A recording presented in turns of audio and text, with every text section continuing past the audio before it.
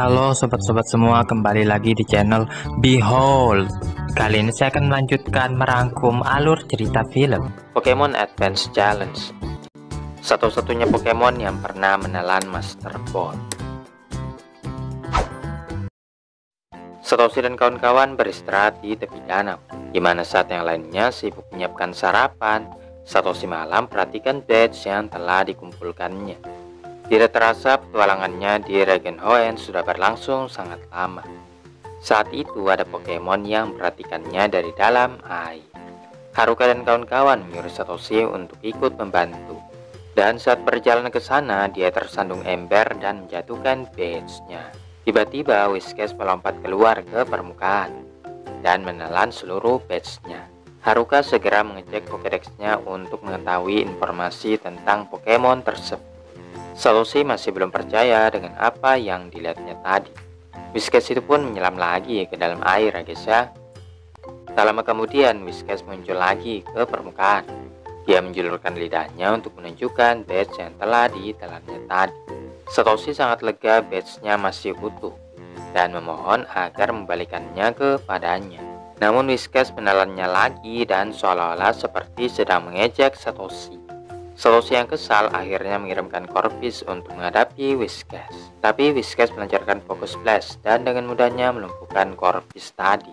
Bertekad untuk mendapatkan kembali badge yang diperolehnya dengan susah payah, Satoshi pun menyelam ke dalam air untuk mengejar Whiscash. Sayangnya dia terjerat rumput laut yang menyulitkannya untuk bergerak. Satoshi yang kesulitan bernapas hampir saja pingsan, tapi dia melihat bayangan Pikachu dan segera meraihnya.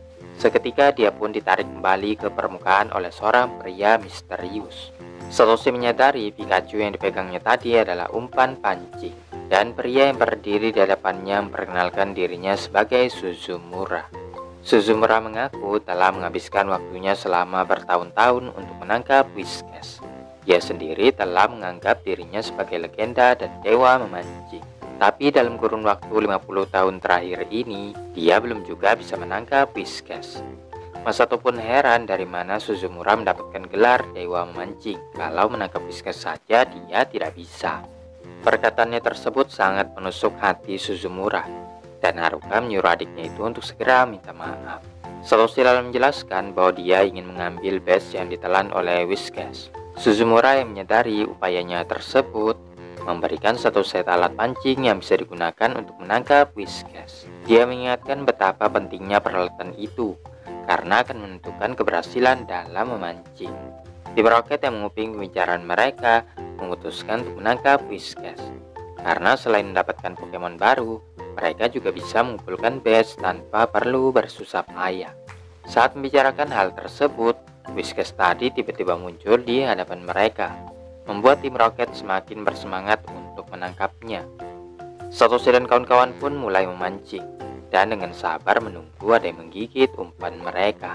Sedangkan Suzumura yang mendapatkan banyak Pokemon membalikannya ke danau karena dia hanya menginginkan Whiscash. Satoshi dan kawan-kawan yang melihat betapa mudahnya dia memancing memohon agar Suzumura mau mengajarkan caranya. Suzumura pun menyetujui permohonan mereka, tapi sempat down saat Masato mengatakan sesuatu yang menyinggung perasaan. Jadi Satoshi dan kawan-kawan cepat-cepat menghiburnya lagi. Suzumura kemudian mengajari cara melempar umpan yang benar, dan ternyata tidak semudah yang diduga. Tapi anehnya Masato bisa melakukannya pada percobaan pertama, membuat Suzumura mempertanyakan statusnya sebagai seorang legenda.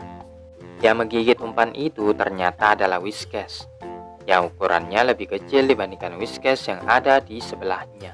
Whiscash selalu mengejek Satoshi dengan menunjukkan badge miliknya sebelum menyelam lagi ke dalam air. Beralih ke tim Rocket yang sedang memancing juga. Mereka menggunakan koleksi tutup botol Kujiro sebagai umpan. Musashi kaget saat Bibas tiba-tiba menggigit rambutnya, dan beberapa saat kemudian Pokemon itu datang lagi untuk menggigit rambutnya. Nyasu lalu menyarankan untuk menggunakan rambutnya itu sebagai umpan, tapi gagasannya tersebut langsung ditolak oleh Musashi. Satoshi dan kawan-kawan pindah ke tempat lain dengan harapan bisa menemukan Whiscash. Satoshi mengingat-ingat kembali apa yang dilakukannya untuk mendapatkan badge dan tidak ingin perjuangannya itu berlangsung sia-sia. Suzumura mengaku bisa merasakan kehadiran Whiskas, dan dia pun melemparkan toket pancingnya untuk menangkap Pokemon tersebut. Tapi yang didapatkannya ternyata adalah Magikarp. Sesaat kemudian ada yang menggigit umpan Satoshi, dan Suzumura menyuruhnya untuk mempertahankannya karena itu adalah Whiskas. Whiskas dengan cepat menggiring perahu yang ditumpangi Satoshi menuju ke sebuah batu. Satoshi yang ingin menyelamatkan teman-temannya memerintahkan Corvus untuk memukulnya keluar dari perahu. Alhasil Satoshi pun berhasil menarik Whiskas ke daratan. Tanpa berlama-lama Satoshi langsung memerintahkan Gravelpunk, dan Pokemon yang tidak mampu berkutik pun dapat dikalahkan. Tim Rocket menggunakan kesempatan ini untuk menangkap Whiskas yang sudah tidak berdaya. Kemudian mereka pun segera melarikan diri. Namun Takeshi menggunakan Pokemon tipe airnya untuk mempercepat perahu. Tim Rocket yang kelebihan beban tidak sanggup mempercepat balon udara mereka, sehingga Gravel pun bisa menjatuhkan mereka dengan Ballet Seed. Satoshi lalu memerintahkan Pokemonnya untuk melanjutkan pertarungan melawan Tim Rocket. Di saat yang bersamaan, Whiskas lepas dari jaring. Dia menggunakan Earthquake untuk menggoyahkan Tim Rocket, memberi kesempatan bagi Pikachu untuk melancarkan Thunderbolt. Dengan demikian, Tim Rocket pun kalah. Asap dari ledakan menyebabkan Whiskas batu-batu dan memuntahkan badge yang telah ditelan. Belum selesai sampai di situ, Suzumura masih punya urusan dengan Whiskas. Dia memerintahkan Flappy untuk mengkombo berbagai serangannya, dan dengan itu berhasil melemahkan Whiskas. Sayangnya Thunder Shock tidak mempan karena Whiskas bertipe tanah. Suzumura masih punya rencana lain, yaitu dengan menggunakan Master Ball, Pokeball langka yang bisa menangkap Pokemon apapun secara instan. Suzumura lalu melemparkan Master Ball itu, tapi entah bagaimana Whiskas malah menelan Pokeball langka tersebut sebelum akhirnya menyelam lagi ke dalam air. Satoshi dan kawan-kawan berupaya menyemangati Suzumura yang ternyata sama sekali tidak bersedih dan masih punya banyak kesempatan untuk menangkap Whiskas. Singkat cerita, mereka tiba di gunung kiri-kiri yang dipenuhi dengan kabut. Saat itu Satoshi terpisah dari teman-temannya dan berjalan seorang diri. Bahkan Tim Rocket yang mengikuti dari belakang juga ikut-ikutan tersesat. Satoshi dan Pikachu kemudian tergelincir menuruni bukit dan jurang. Sesampainya di bawah, mereka mendengar suara nyanyian, dan karena penasaran mereka pun mencari sumbernya. Di bawah pohon terlihat seorang gadis yang memakai jubah berwarna merah sedang menyanyikan sebuah lagu. Ketika ditanya apa yang sedang dilakukannya, gadis misterius itu tiba-tiba menghilang. Tapi ketika Satoshi dan Pikachu sudah menjauh, gadis tadi ternyata masih ada. Di sisi lain, Haruka dan kawan-kawan berhasil keluar dari dalam hutan yang berkabut. Namun mereka sangat mengkhawatirkan Satoshi yang masih terjebak di dalam sana. Satoshi mencari teman-temannya, tapi tidak dapat menemukannya. Dia lalu melihat sesuatu yang bergerak di antara kabut, dan setelah mengecek Pokédex-nya, itu ternyata adalah Baltoy, yang saat itu sedang mengarah ke tepi jurang. Satoshi merintahkan Pikachu Thunderbolt untuk menghentikan langkahnya, tapi itu tidak berhasil. Oleh karenanya Pikachu menggunakan Quick Attack dan berhasil menghentikan Baltoy.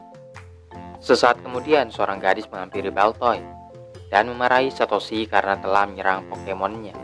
Satoshi pun mengungkapkan dia hanya ingin menyelamatkan Baltoy yang hampir jatuh dari tepi. Gadis itu langsung minta maaf sekaligus berterima kasih kepada Satoshi. Tim Rocket menuruni bukit curam dan mendarat tepat di tempat Satoshi sebelumnya. Setidaknya mereka jadi tahu kemana perginya Satoshi dan Pikachu. Sang gadis memperkenalkan dirinya sebagai Kuroyo, mengungkapkan sedang berburu artefak kuno. Kuroyo menjelaskan bahwa dia ingin menjadi seorang arkeolog, meskipun mimpinya itu ditentang oleh kedua orang tuanya sendiri. Kemudian dia menerima panggilan dari seseorang yang menyuruhnya untuk datang ke gunung kiri-kiri bersama Baltoy. Kuroyo juga membawa buku sejarah Baltoy, yang di dalamnya terdapat sebuah lagu yang merupakan kunci untuk menemukan reruntuhan artefak kuno. Saat dia mulai bernyanyi, Satoshi ikut mengiringinya. Kuroyo pun terkejut dari mana Satoshi tahu lagu tersebut. Satoshi menjawab dia mendengarnya dari gadis misterius yang ditemuinya di hutan barusan. Kuroyo yang tertarik dengan gadis misterius itu lalu minta dipertemukan dengannya, dan Satoshi dengan senang hati mau mengantarkannya. Tim Rocket yang telah mendengar seluruh percakapan mereka mengalihkan perhatiannya untuk mencuri artefak kuno. Akhirnya mereka pun sampai lebih dulu di bawah pohon tempat gadis misterius berada, menuntutnya untuk menyanyikan sebuah lagu. Tapi gadis misterius itu dengan tegas menolaknya. Tim Rocket pun mengeluarkan Pokemonnya untuk bertarung, dan gadis misterius itu merespon dengan mengeluarkan satu miliknya. Setelah berhasil memblok serangan, satu teleport ke belakang kakeknya dan mulai mematuk-matuknya. Satoshi dan Kuroyo yang mendengar keributan tersebut bergegas ke tempat kejadian, dan mereka menemukan tim Rocket yang sedang bertarung melawan gadis misterius. Tim Rocket memerintahkan kakeknya pin misil, sedangkan Kuroyo memerintahkan Baltoy Rapid Spin untuk membalikan serangan tersebut. Satoshi juga ikut ambil bagian dengan memerintahkan Pikachu Thunderbolt. Gadis misterius itu mengakhiri pertarungan dengan memerintahkan satu Shadow Ball untuk menerbangkan tim Rocket ke langit-langit. Setelah itu, Kuroyo memohon kepada gadis misterius untuk membawanya ke reruntuhan seperti yang disebutkan dalam lagu tersebut. Gadis misterius itu lalu membimbing mereka masuk ke dalam lubang pohon. Dan setelah beberapa langkah, lantai di bawah kaki mereka tiba-tiba terbuka dan mereka pun jatuh ke bawahnya. Satoshi dan yang lainnya kini tiba di reruntuhan kuno. Kuroyo memperhatikan lukisan yang ada di dinding, mengenalinya sebagai ciri khas peradaban Baltoy. Kemudian gadis misterius menunjuk sebuah altar kuno yang ditutupi bebatuan. Gempa bumi telah merobohkan sebagian temboknya dan menjebak Pokemonnya di dalam sana. Satoshi berupaya mengangkat bebatuan itu, tapi karena terlalu berat dia tidak bisa. Alhasil Kuroyo memerintahkan Baltoy menggunakan Confusion untuk mengangkat bebatuan itu. Rupanya Pokemon yang terjebak tadi adalah Baltoy, dan gadis misterius segera masukkannya ke Pokeball untuk diistirahatkan. Menurut buku sejarah, Kuroyo menyatakan reruntuhan ini sama sekali belum pernah ditemukan. Gadis misterius selalu mengeluarkan buku yang sama, tapi tampilannya jauh lebih usang. Dia memberitahukan bahwa buku itulah yang meyakinkannya bahwa semua artefak kuno benar-benar ada. Dia juga mengatakan bahwa kedua orang tuanya tidak ingin dia menjadi seorang arkeolog. Yang anehnya masalahnya itu sama persis dengan yang dialami Kuroyo. Tiba-tiba tim Rocket menerobos masuk dengan mesin pengebor baja. Mereka dengan cepat merenggut Baltoy dari Kuroyo. Satu pun pindah ke atas kepala tim Rocket, berupaya membebaskan temannya. Tapi tim Rocket mampu menjatuhkannya. Tim Rocket menyatakan mereka yang sekarang tidak terkalahkan. Satoshi menyadari mesin itu terbuat dari baja, maka dia pun memerintahkan Pikachu Thunderbolt yang super efektif untuk menghancurkan mesin tim Rocket. Kemudian Kuroyo memerintahkan Baltoy Rapid Spin untuk menghentikan tim Rocket. Gadis misterius juga memerintahkan satu Shadow Ball lagi untuk mengalahkan tim Rocket. Ritual pun berlanjut dengan Baltoy yang mulai berputar-putar di bagian tengah reruntuhan. Seketika cahaya kuning mengelilingi bagian tersebut, dan gadis misterius melangkahkan kakinya ke dalam sana. Gadis misterius memberitahukan harta yang paling berharga di dunia ini adalah waktu. Kemudian mengungkapkan bahwa dia sebenarnya adalah Kuroyo yang berasal dari masa depan. Alasannya datang ke sini adalah untuk menyemangati Kuroyo agar tidak pernah menyerah pada mimpinya. Kuroyo dari masa depan beritahukan dia hanya memiliki satu kesempatan untuk mengubah masa depannya. Dengan kata-kata terakhirnya itu, Kuroyo pun segera menghilang. Kuroyo mengucapkan terima kasih kepada Satoshi atas bantuannya. Sekarang dia tidak akan pernah ragu lagi untuk menggapai impiannya. Beberapa saat setelahnya, Haruka dan kawan-kawan akhirnya menemukan Satoshi. Mereka menanyakan apa yang dilakukan Satoshi di dalam kabut itu. Dan Satoshi milih menyimpannya seorang diri. Dan yang pasti dia sekarang paham betapa pentingnya menjaga waktu.